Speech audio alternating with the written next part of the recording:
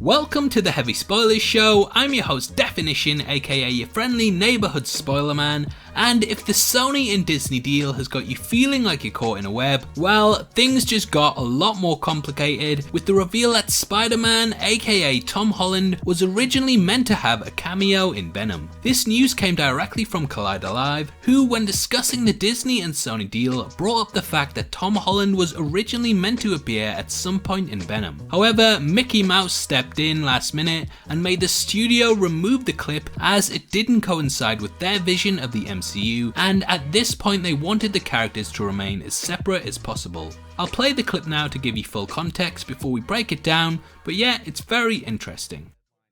50-50 split this because it's benefiting both of us in the long run, and actually it's benefiting Sony too because people saw Venom because there was rumors Tom Holland was in it, and I'll tell you the truth, Tom Holland did film a scene for Venom. I found this out.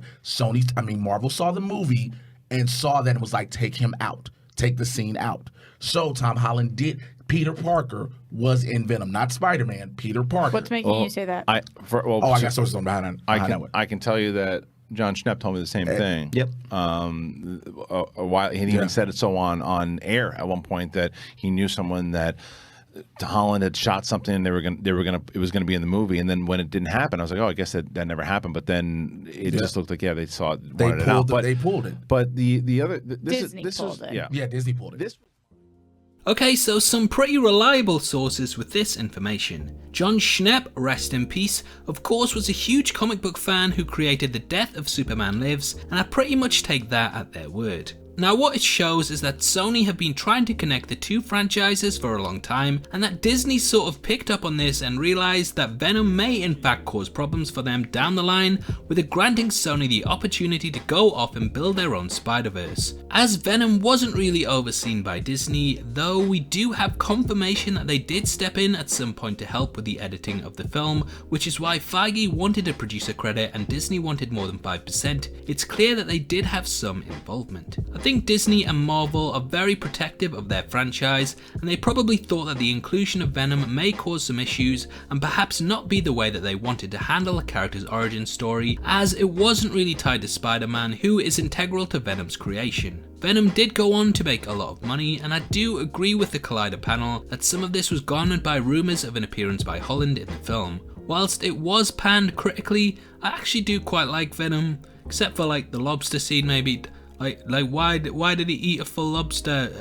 Anyway, other than that, it's an enjoyable film in my opinion. I think that in hindsight, maybe if Disney had let Sony include the Spider-Man scene, then it may have actually helped to tie the universes together in a way that would make it harder to dismantle in contract negotiations. Though it would have also granted Sony the opportunity to break off and do their own thing, which they have the potential to, though as of now, apparently negotiations are still ongoing. Either way, it's very interesting and pretty much confirms that Sony were always planning to bring these two together, and who knows, if Sony do decide to split with the character, then we may indeed see Holland pop up in Venom 2. What's actually really weird about all this is that I was rewatching Infinity War yesterday just before the UK release of Avengers Endgame on Blu-ray, and Spider-Man in the introduction is of course coming back from a field trip, so this could have explained why he was all the way out in San Francisco, which is where Venom was set. At the point of Venom's release, however, Infinity War had of course happened, so there probably would have needed to be some retconning in order to have the character in the film due to his death at the end.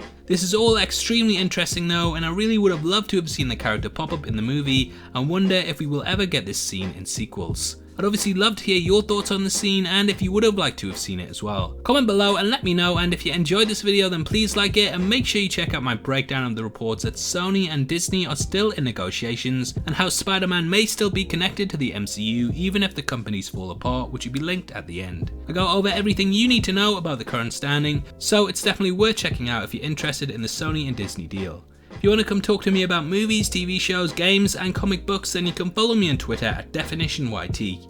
It's the best way to get in touch with me and is the perfect place to suggest new videos and content, so hopefully I see you over there after this. Also just want to let you know that we're giving away a free copy of John Wick 3 on Blu-ray, and all you have to do to be in with a chance of winning is to like this video, make sure that you subscribe to the channel and leave your thoughts on the Venom scene in the comment section below. The winner is going to be chosen on September the 10th and the Blu-ray will be shipped out from then to whoever gets the prize, so best of luck to everyone who takes part. This is a channel for people who are super into superheroes, so if that's the kind of thing you like, hit subscribe. Thanks again for taking the time to watch this. I've been Deffinition, you've been the best, and I'll see you next time. Take care, peace.